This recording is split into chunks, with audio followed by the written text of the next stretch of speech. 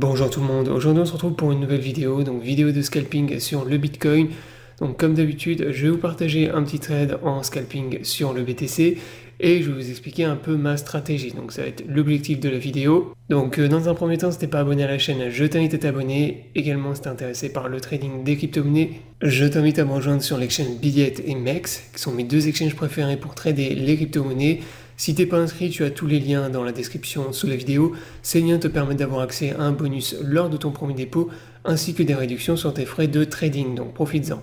Donc le trade a été pris sur l'exchange Bidiet, donc sur la paire BTC USDT avec un effet de levier x10, et j'avais mis 5000 dollars de Bitcoin. Donc en gros, j'avais long 50 000 dollars de BTC.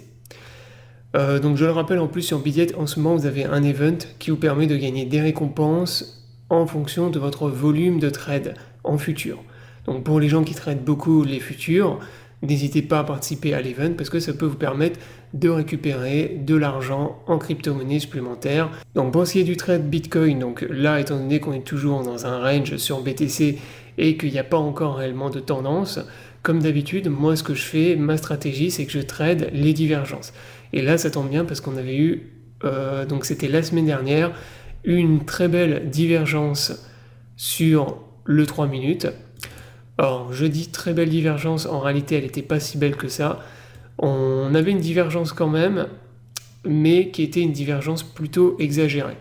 Il n'y a pas eu de vraie divergence, sauf si on prenait en compte les mèches des candles, où là ça divergeait, mais sur l'indicateur RSI, je le rappelle, il faut prendre en compte la clôture des bougies. Donc c'est ce que je vous apprends dans mes formations sur ma chaîne YouTube depuis des années, que je vous ai fait plusieurs vidéos pour vous expliquer comment trader les divergences sur l'indicateur RSI. Et je le rappelle, c'est la clôture des bougies qui compte et pas les mèches.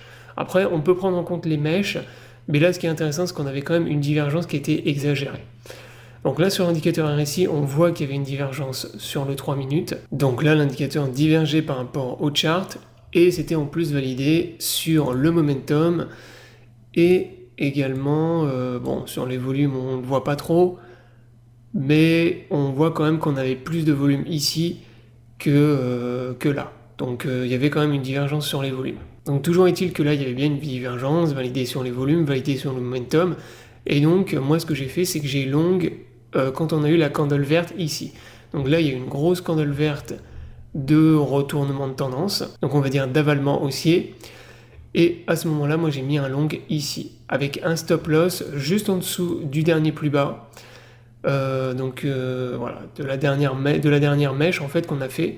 Donc le dernier bottom, je mets mon stop loss juste en dessous et j'avais mis mes 2 TP un peu plus haut. Donc au-dessus de la première zone de résistance qu'on avait ici. Donc là vous voyez qu'on avait une petite consolidation avec une première zone de résistance et deuxième zone de résistance un peu plus haut, donc qui correspondait à l'ancienne zone de support qu'on avait ici. Donc là, il y avait du support ici, qui était redevenu ensuite une zone de résistance.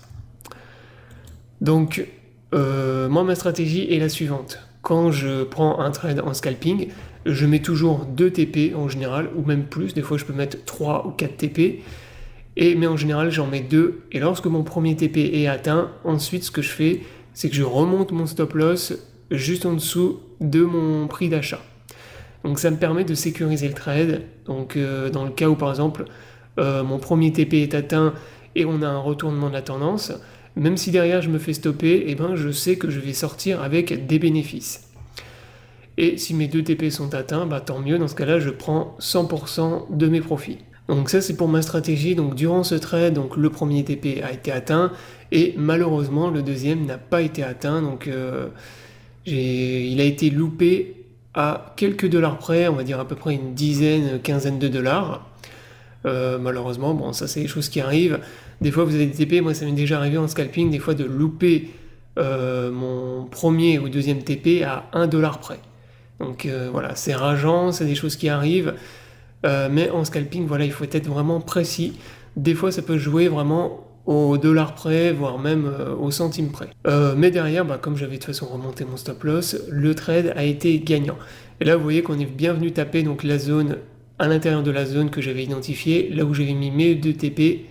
Et par contre, arrivé dans cette zone, ce qui s'est passé en fait, c'est qu'on est venu purger toute la divergence sur le 3 minutes. Donc là, elle a été complètement purgée. Et ensuite, les bears ont repris la main et on est reparti dans une tendance baissière. Donc voilà la raison pour laquelle aussi il faut toujours mettre un stop loss en scalping. Surtout avec des effets de levier, vous amusez pas à laisser courir des pertes. Parce que là, moi par exemple, imaginez, j'avais pas du tout mis de stop loss. J'aurais eu un premier TP, mais derrière, on est reparti bear et je me serais mangé des pertes absolument énormes. Bon, j'aurais pas fini liquidé non plus, parce que c'était du levier x10. Donc le prix n'était pas suffisamment redescendu, mais j'aurais été vraiment dans une situation où je me serais retrouvé avec des pertes très très importantes.